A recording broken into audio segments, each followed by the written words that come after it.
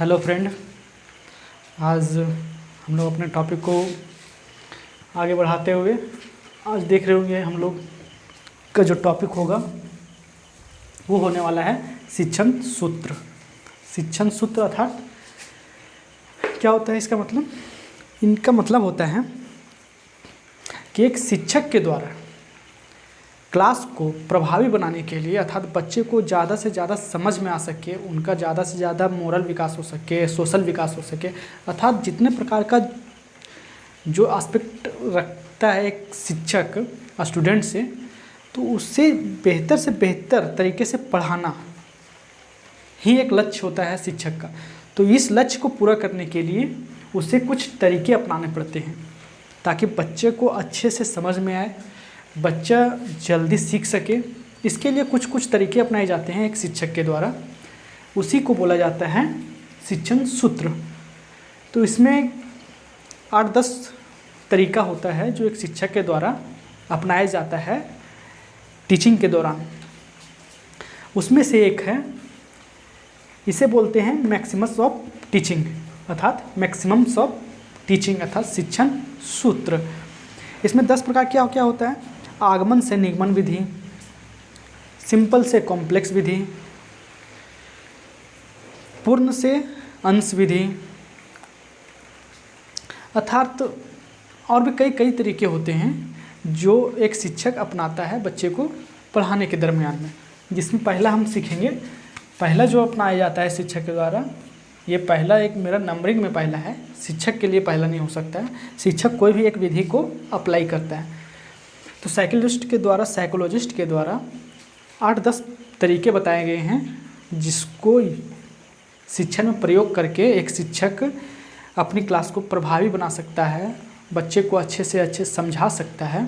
उसके लिए कुछ पॉइंट को हम लोग देखेंगे इम्पोर्टेंट में, जो होता है एक सिंपल टू कॉम्प्लेक्स। अर्थात बच्चे को क्या करना चाहिए? बच्चे को करना चाहिए शिक्षक को कि बच्चे को सिंपल चीज़ पहले बताया जाना चाहिए, बाद में कॉम्प्लेक्स। ऐसा नहीं कि जटिल चीज़ को हम बच्चे को शुरुआत में ही पढ़ा के उलझा दिए और बाद में छोटा चीज़ भी बच्चे को समझ में नहीं आ रहा है। इस प्रकार का शिक्षण नहीं होना चाहिए। तो ये कहता है कि बच्चे को पहले सिंपल चीज़ सिखाओ, उसके बाद उसे कॉम्प्लेक्स की ओर ले जाओ, तो बच्चे अच्छे से सीख पाएगा। अब इसका कहने का अर्थ क्या है? तो कहने का अर्थ है, अगर हम बच्चे को मल्टीप्लिकेशन सिखा रहे हैं, सब्ट्रैक्शन सिखा रहे हैं, डिवीज़न सिखा रहे हैं, तो बच्चे को छोटे चीज़ सिखाइए। जैसे अगर गुना करना है तो मुझे 2, 5 को 3 से मल्टीप्लाई करना है, तो इस प्रकार के छोटे। ऐसा नहीं कि हम शुरुआत में ही दे दिए 3, 5, 2, 6 को 4, 2, 3 से गुना, तो बच्चा जो ये भी सीखने वाला रहेगा वो नहीं सीख पाएगा इसे देख करके। तो क्या करना वही कि बच्चे को हमें छोटा चीज़ को पहले सिखाना चाहिए, सिंपल को, और उसे बाद में कॉम्प्लेक्स की ओर ले जाना चाहिए। इसको और भी एक छोटा एग्जांपल से हम लोग समझें तो समझ सकते हैं क्या कि सिंपल चीज़ों का मतलब होता है कि वो चीज़ पहले सिखाना जो बच्चा को रुचि हो, जानता हो, थोड़ा समझता हो, फिर उसे टफ की ओर ले जाना है। ये आसान है, समझ गए होंगे आप लोग, ज़्यादा लंबा करने की ज़रूरत नहीं है। अब नेक्स्ट हम लोग देखते हैं known to unknown. Known to unknown, known to unknown, इसमें क्या होता है कि बच्चा को वो चीज़ सिखाइए पहले जो बच्चा जानता है, अर्थात प्रीवियस नॉलेज को आगे के नॉलेज से जोड़ना। अर्थात जो बच्चा को पहले नॉलेज है उसके आधार पर नई चीज़ को सिखाना। यहाँ पे क्या होता है, बच्चा को कुछ नहीं आता है, उसे सिंपल चीज़ों, सिंपल डाटा के साथ स्टार्ट करना। बट ये टोटली डिफरेंट है। इसमें बच्चा को पहले से कुछ आता है बच्चा को जो कुछ भी आता है अर्थात उसके जो पुराने ज्ञान है उसको नए ज्ञान से जोड़ना कहलाता है नॉन टू अननोन। इसमें क्या होता है कि 2 फ्रेंड हैं, दोनों को हमने मार्केट भेज दिया 10-10 रुपये दे करके। एक बच्चा ने 10 रुपया में 1 केजी टमाटर लिया, ठीक है, और दूसरा बच्चा ने यही 10 रुपया से 2 केजी टमाटर लिया। दोनों तो टमाटर लेके आ गया। ये जो बंदा था पहला वाला, वो बिल्कुल अच्छे अच्छे टमाटर देख करके, गोल वाले, लाल वाले, अच्छा जो उसके नज़र में रहा उसको ख़रीदा। वो 10 रुपये प्रति केजी के रूप में ख़रीदा।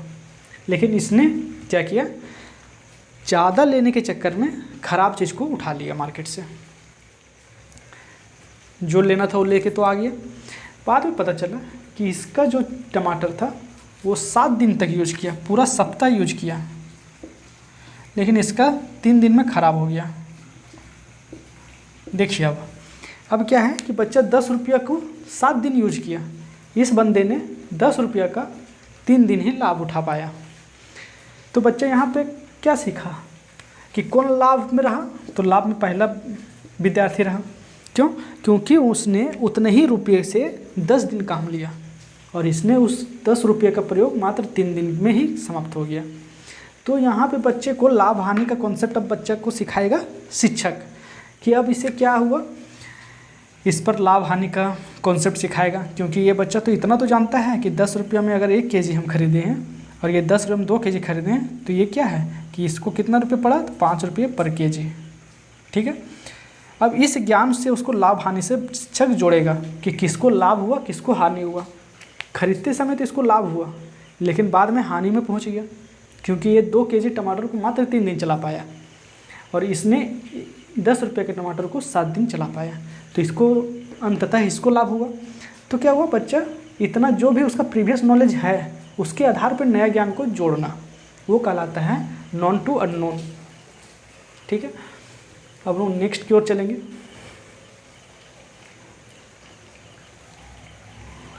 एक होता है इंडेफिनिट टू डेफिनिट। तीसरा जो एक शिक्षक के द्वारा अप्लाई किया जाता है वो होता है इंडेफिनिट टू डेफिनिट।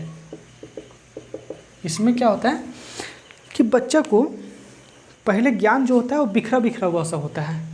ज्ञान तो होता है, नॉलेज तो होता है, सूचनाएं तो उसके पास होती है, लेकिन वो बिल्कुल टूटा हुआ बिखरा हुआ टाइप से होता है। उसको समेकित करने का रूप अर्थात उसका जो ज्ञान है वो इनडिफिनिट है। ज्ञान है लेकिन इनडिफिनिट है, उसे डिफिनिट की ओर लेके जाता है शिक्षक। अर्थात उस ज्ञान को जो अनडिफिनिट है उसके जो मेमोराइज में, अर्थात उसमें जो गुण है, जो नॉलेज है, वो क्या हुआ, बिखरा हुआ रूप में है, उसको डेफिनिट रूप देने का काम करता है एक शिक्षक। तो इस प्रकार की टीचिंग को बोला जाता है इनडेफिनिट टू डेफिनिट।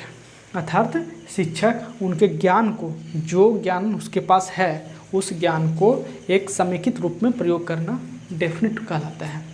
अर्थात ये होता है इनडेफिनिट टू डेफिनिट। अगला हम लोग देखेंगे एनालिसिस से सिंथेसिस। इसका मतलब क्या होता है कि बच्चे को विश्लेषणात्मक से शुरू करना चाहिए। अर्थात कोई भी टॉपिक अगर बच्चे को सिखाना है तो उसके बारे में विश्लेषण तर्क के साथ, ये नहीं तो क्यों नहीं, इस प्रकार का तर्क। जैसे उसे हम कुछ सिखा रहे हैं बच्चे को, तो बच्चे को हम एनालिसिस के द्वारा सिखाएंगे कि पहले बच्चे में तर्क, लॉजिकल थिंकिंग डेवलप करेंगे, उसके सोचने के तरीके में डेवलप करेंगे, और उसके बाद में उसको क्या करेंगे, सिंथेसिस। अर्थात हम एक एग्जांपल से समझ सकें तो क्या, अगर ये हमारा एक लकड़ी है तो इसको तोड़ करके कई भागों में फिर इसको जोड़ करके एक नया तैयार करना कहलाता है सिंथेसिस। ये हो गया एनालिसिस, अर्थात चीज़ों को तोड़ तोड़ के समझना और उसको फिर समेकित रूप में समझना कहलाता है सिंथेसिस। अर्थात बच्चे को ज्ञान क्या करना चाहिए, डायरेक्ट फॉर्म में नहीं देना चाहिए, तोड़ तोड़ के ब्रेक ब्रेक करके देना चाहिए और फिर उसे समेकित रूप से बताना चाहिए, अर्थात समराइज करके। अगला होता है साइकोलॉजिकल टू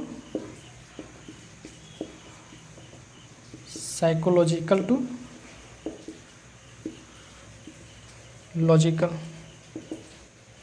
ये क्या होता है, साइकोलॉजिकल अर्थात मनोविश्लेषणात्मक, अर्थात मनोवैज्ञानिक से लॉजिकल की ओर, तर्क से। अर्थात पहले मनोवैज्ञानिक से तर्क का कहने का मतलब है कि शिक्षक को पहले बच्चे के बारे में जानना, मनोवैज्ञानिक अर्थात मन का विज्ञान उसको समझना चाहिए पहले शिक्षक को, कि बच्चा किस में रुचि है, किस सब्जेक्ट में रुचि है, बच्चा किस चीज़ टॉपिक को जान रहा है उसके आधार पर तैयार करना। अगर बच्चा पढ़ने में भी एक्टिव नहीं है तो उसे पहले एक्टिव करना, ज़बरदस्ती नहीं पढ़ाना। तो उसके पहले मन भाव विचार को जानना, उसके बाद तर्क की ओर लेके जाना अर्थात सिखाना। जैसे अगर एक कक्षा में बच्चा पढ़ने में इंटरेस्ट बिल्कुल नहीं है उसको, और उसको हम ज्योमेट्री से बिल्कुल डरता हो, वो बच्चा ज्योमेट्री से बिल्कुल डरता हो और हम डायरेक्ट जाएंगे और आज बता देंगे कि बच्चा अब देखो आज हम लोग पढ़ने वाले हैं राइट एंगल ट्रायंगल।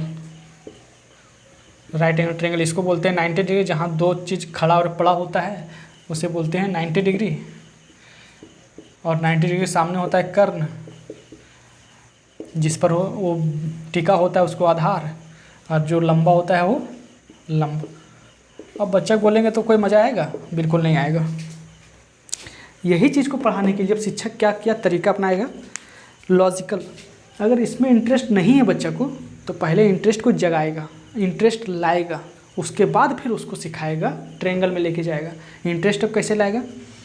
हमको सिखाना है पाइथागोरस प्रमेय को, तो हम देखिए कैसे कैसे जाएंगे बच्चे के पास। बिल्कुल बच्चा थका हुआ है, पढ़ने में मन नहीं है, अब हम उसको बताएंगे कि अच्छा बच्चे ये हमारा पोल है, मान लेते हैं बिजली का खंभा होता है, ये पोल है हमारा, यहाँ बोल जला हुआ है, ठीक है ना, ये बोल जला हुआ है। इस बोल को, ये बोल ख़राब हो गया है, अब हमें एक मिस्त्री को यहाँ पे भेजना है इस बोल को चेंज करने के लिए। तो बताओ उसको हमको कितना लंबा सीढ़ी देना पड़ेगा? तो बच्चा इस चीज़ को इंटरेस्ट लेगा कि अच्छा अब हमको क्या पता सर कितना लेंगे। तो बच्चे को हम बताएंगे नहीं, हम एग्जैक्ट बता सकते हैं कि कितना लंबा हमको सीढ़ी इसको देना चाहिए जो कि ये यहाँ तक जा कर के बल्ब को चेंज करें। तो बच्चा इंटरेस्ट लेगा थोड़ा कि अच्छा हम लोग इसको एग्जैक्ट बता सकते हैं कि कितना लंबा सीढ़ी देंगे ताकि वो यहाँ तक पहुँच जाए। तो बोलेंगे बिल्कुल बता सकते हैं। बोलेंगे ये खंभा की ऊंचाई तो हमें पता होता है, बिल्कुल होता है, मान लेते हैं इसका ऊंचाई 10 मीटर है, मान लेते हैं एक। अगर हम यहाँ मिस्त्री है, मिस्त्री यहाँ से यहाँ अगर जाना चाह रहा है तो इस खंभा तक पहुँचने के लिए इसे इतना दूरी मान लेते हैं। खंभा से वो व्यक्ति जो मिस्त्री हमारा यहाँ पर है और ये यहाँ जाना चाह रहा है सीढ़ी के माध्यम से, ये हो गया हमारा सीढ़ी, है ना। तो हम लोग क्या करते हैं कि यहाँ पे हम लोग एक तरीका अपना सकते हैं और वो बिल्कुल एग्जैक्ट निकलेगा हमारा कि सीढ़ी का ऊंचाई लंबाई कितना होना चाहिए ताकि एक मिस्त्री यहाँ तक पहुँच सके। तो हम लोग बच्चे को बोलेंगे कि मैं खंभे की लंबाई तो पता होता है, ये तो हम लोग खुद भी माप सकते हैं कि यहाँ पे खंभा यहाँ से खड़ा है और व्यक्ति यहाँ पर है, यहाँ सीढ़ी लगाना चाह रहा है, तो ये डिस्टेंस हम लोग माप सकते हैं, ठीक है। मान लेते हैं ये हमारा 5 मीटर है, ठीक है। तो अब क्या होता है, एक फॉर्मूला होता है कर्ण स्क्वायर बराबर आधार स्क्वायर प्लस लंब स्क्वायर, है ना।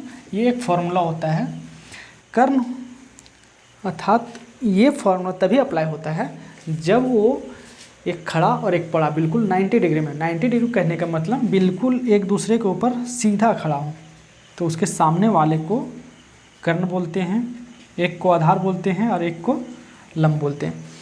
ऐसा हम इसलिए इसमें अप्लाई करेंगे क्योंकि खंभा जो होता है बिल्कुल सीधा होता है और सीधा जो होता है वो ज़मीन पर 90 डिग्री का कोण बनाता है। अर्थात हम लोग ज्योमेट्री में और भी एक्सप्लेन करेंगे, मैं एक रुचि पैदा करने का तरीका बता रहा हूँ कि अगर हम ये इस तरह पर रुचि हम पैदा करें बच्चे में कि हम ये चीज़ कर सकते हैं कि हम उस वृक्ष पे आम लगा हुआ है और मुझे तोड़ना है, तो एक बच्चे को कितना लंबा लकड़ी का प्रयोग करना चाहिए जो कि आम को तोड़ ले। तो इस प्रकार लड़का रुचि लेगा बच्चा, क्योंकि वो उसके लाइफ से, डेली लाइफ से जुड़ा हुआ है। तो हमें इस प्रकार का रुचि पैदा करना चाहिए, अर्थात मनोविश्लेषणात्मक, अर्थात हमको उसके मन का अध्ययन करना चाहिए पहले, फिर लॉजिकल तर्क की ओर लेके जाना चाहिए। इस प्रकार के शिक्षण को बोला जाता है साइकोलॉजिकल टू लॉजिकल। साइकोलॉजी मतलब समझ चुके होंगे आप लोग कि उसके मन को समझना है कि बच्चा पढ़ने में रुचि ले रहा है कि नहीं, बच्चा थका हुआ तो नहीं है, बच्चा इस सब्जेक्ट को पढ़ने में उसका इंटरेस्ट है या नहीं है। तो इस प्रकार की चीज़ों के बारे में जान करके फिर तर्क की ओर लेके जाना एक शिक्षण सूत्र है। जो हम लोग डिस्कस कर लिए। अगला होता है whole to part. Whole to part अर्थात इसको बोलते हैं पूर्ण से अंश की ओर। पूर्ण से अंश की ओर। पूर्ण से अंश का मतलब क्या होता है? साइकोलॉजिस्ट बताते हैं कि बच्चे को सबसे पहले होल दिखाओ पूरा, उसके बाद उसके पार्ट के बारे में बताओ। ऐसा नहीं है कि हम बता देंगे कि आज हम लोग प्लांट किंगडम पढ़ने वाले हैं, अर्थात प्लांटों के बारे में, पेड़ पौधे के बारे में पढ़ने वाले हैं, और हम शुरुआत करें जाइलम और फ्लोएम से, तो बच्चा को कुछ समझ में आएगा? बिल्कुल नहीं आएगा, क्योंकि ये टर्म बिल्कुल नया होगा उसके लिए। वो उसके बारे में समझने का दूर, पढ़ाते समय वो नींद लेना शुरू करेगा। तो बच्चे को क्या करना चाहिए? सबसे पहले होल, अर्थात तो उसको पहले बताना चाहिए कि बच्चे तुमने पेड़ को देखा है? तो हाँ, उसके अंदर में एगो इमेज आएगा कि हाँ ये तो हम देखे हैं पेड़, अर्थात तो उसको पहले पेड़ के बारे में बताना है मुझे कि एक पेड़ होता है, ऐसे ऐसे पेड़ होता है, ऐसे ही बनाया जाता है पहले पेड़ का स्ट्रक्चर पहला यही होता है। अब नेक्स्ट उसको हम क्या करेंगे? इसके पार्ट के बारे में बताएंगे कि अब देखो पेड़ ऐसे होता है,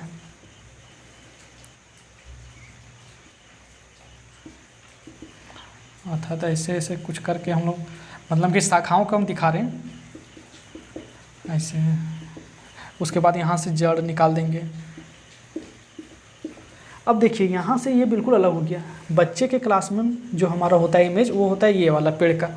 अगला नेक्स्ट जो होता है उसमें तना भी दिखाया जाता है, जड़ भी दिखाया जाता है, ये भी दिखाया जाता है। अर्थात बच्चे को जब सिखाना है तो हमको होल, अर्थात पूरा पेड़ के बारे में दिखाना है, फिर उसका पार्ट में घुसना है। जैसे कि हम यहाँ पे क्या देखें कि जड़ को भी दिखाएं, अर्थात पेड़ के सबसे निचला हिस्सा क्या होता है? जड़। ये जो अलग अलग निकला हुआ होता है उसे शाखाएँ बोलते हैं, तना बोलते हैं, जो ये छोटे छोटे उसे पत्ता बोलते हैं। उसके बाद फिर जाइलम और फ्लेम बोलेंगे कि यहाँ से जो भी पानी होता है उसे ऊपर ले जाने का काम करता है जाइलम। तो बच्चा समझेगा, नहीं तो हम जाइलम और फ्लेम से स्टार्ट करेंगे तो ये नहीं सीखेगा बच्चा। अर्थात उसके पार्ट से को बताने से पहले हमें पूर्ण को बताना चाहिए, अर्थात पूरा, क्योंकि साइकोलॉजिस्ट मानते हैं, जितने में कोहलर कोपका टाइप के आदमी हैं साइकोलॉजिस्ट, उन्होंने बताया है कि कोई भी व्यक्ति पहले होल को देखता है, पूरी संपूर्ण संरचना को देखता है, उसके बाद पार्ट में जाता है। इसीलिए हमें क्या करना चाहिए? पूर्ण से अंश की ओर जाना चाहिए पढ़ाने के क्रम में। आई होप ये भी क्लियर हो गया होगा। अब आता है हमारा इंडक्टिव टू डिडक्टिव। इंडक्टिव अर्थात क्या होता है? इसको बोलते हैं हिंदी में आगमन से निगमन की ओर। अर्थात बच्चे को कुछ भी पढ़ाने से पहले एग्जाम्पल दीजिए, बच्चे को पढ़ाने से पहले एग्जाम्पल दीजिए, उसके बाद उसके बारे में स्टार्ट कीजिए क्लास को। ये जो होता है आगमन से निगमन,